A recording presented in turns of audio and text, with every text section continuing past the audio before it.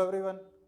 आज हम बात करेंगे ऑर्डर 34, ठीक है, कोड ऑफ सिविल प्रोसीजर से के बारे में। ठीक है, उसके अंडर में आपका आता है ऑर्डर 34 में मॉर्टगेज सूट। अब मॉर्टगेज क्या होता है? मॉर्टगेज का मतलब होता है कोई भी अपनी प्रॉपर्टी को आप किसी के पास गिरवी रख दें। ठीक है, तो जो कोड ऑफ सिविल प्रोसीजर 1908 है, ये आपका ऑर्डर 34 में मॉर्टगेज सूट से रिलेटेड, मतलब आप अपनी प्रॉपर्टी को किस तरह से किसी के मतलब पास गिरवी रख सकते हैं, आपके पास क्या क्या अधिकार हैं, कैसे आप उसे हासिल कर सकते हैं, इन सभी चीज़ों के बारे में बताता है। ठीक है, अच्छा, जो ऑर्डर 34 है आपका, वो सबसे पहले बताता है कि इसमें जो आपकी सूट्स होंगी, मतलब सूट्स जो होंगी वो मॉर्टगेज से रिलेटेड होंगी बस। ठीक है, मतलब आप इसमें वही सूट फाइल कर सकते हैं जो मॉर्टगेज से रिलेटेड हो, मतलब आपने अपनी प्रॉपर्टी गिरवी रखी हो, और वो कौन कैसी प्रॉपर्टी है, वो इमूवेबल प्रॉपर्टी हो, मतलब कि कोई जमीन हो, कोई घर हो, ठीक है, कोई आपकी फॉरेस्ट टाइप की, मतलब आपका जंगल है कोई बड़ा सा, ठीक है, बगीचा है, बागान है, मतलब कोई भी ऐसी प्रॉपर्टी जो इमूवेबल प्रॉपर्टी हो, जो मूव ना कर सके। ठीक है, उन्हीं को खाली आप यहाँ पे मॉर्टगेज कर सकते हैं, मूवेबल प्रॉपर्टी को नहीं कर सकते हैं। ठीक है, उसके बाद जो ऑर्डर 34 रूल 1 है आपका, ये बताता है कि यहां पर सिर्फ वही लोग, ठीक है, इस सूट में वही लोग खाली इन्वॉल्व हो सकते हैं जिनका सिर्फ मॉर्टगेज सिक्योरिटी में, ठीक है, इंटरेस्ट हो। ठीक, mortgage security in the sense, मान लीजिए कि आपने अपनी कोई प्रॉपर्टी किसी के पास गिरवी रख दी।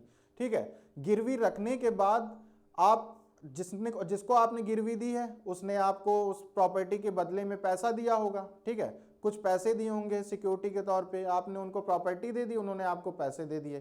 तो आपका और उस पार्टी का, ठीक है, आपका उस पार्टी का जिसके पास आपने गिरवी रखा है और जिसने आपकी प्रॉपर्टी ली है, ठीक है, आपका और उस पार्टी का रिलेशन तभी तक होना चाहिए जब तक आपका वो मॉर्टगेज सिक्योरिटी, मतलब आपका जो पैसा है एक दूसरे के साथ, मान लीजिए कि आपने उसका जो पैसा आपने लिया है उसको एज अ मॉर्टगेज, जो प्रॉपर्टी आपने उसके पास रखी है, और अगर उसने आपको जो है आपकी प्रॉपर्टी वापस कर दी तो आप भी उसका पैसा उसे लौटा देंगे। बस आपका और उसका सिर्फ इतना ही रिलेशन होगा। दूसरी बात, right of redemption. Right of redemption means कि आपने मान लीजिए अपनी प्रॉपर्टी दे दी उसको, तो इसका मतलब ये नहीं है कि आपने उसको प्रॉपर्टी दे दी तो वो आपकी प्रॉपर्टी को बेच देगा, ऐसा कोई नहीं है। आपको वो प्रॉपर्टी वापस से लेने का, वापस से हासिल करने का, वापस से रिडीम करने का पूरा अधिकार है with in a specified period. लेकिन अगर आपने उसको जैसे 1 साल 2 साल का समय दे रखा है तो आप उस टाइम पीरियड में जाकर अपनी प्रॉपर्टी को वापस ले सकते हैं, जो भी आपके बीच में और उसके बीच में टर्म एंड कंडीशन लगाए गए होंगे।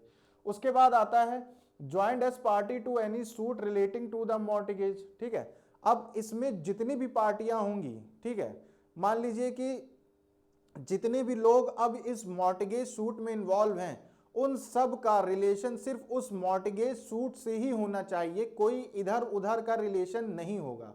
ठीक है, मान लीजिए कि अब आपका मॉर्टगेज सूट है, आप उसमें जो है क्या कहते हैं, कोई थेफ्ट का या कोई और ऐसी पार्टी है या किसी और तरीके का आपका लेन देन चल रहा है, तो आप उस ऐसे व्यक्ति को इसमें इन्वॉल्व नहीं कर सकते हैं जो इस सूट से ना रिलेट करता हो, मॉर्टगेज सूट से ना रिलेट करता हो। तो ये सारी की सारी बातें आपका ऑर्डर 34 रूल 1 में बताई गई हैं। सो आई होप कि आपको ऑर्डर 34 सीपीसी का अच्छे से समझ में आया होगा। Thank you so much.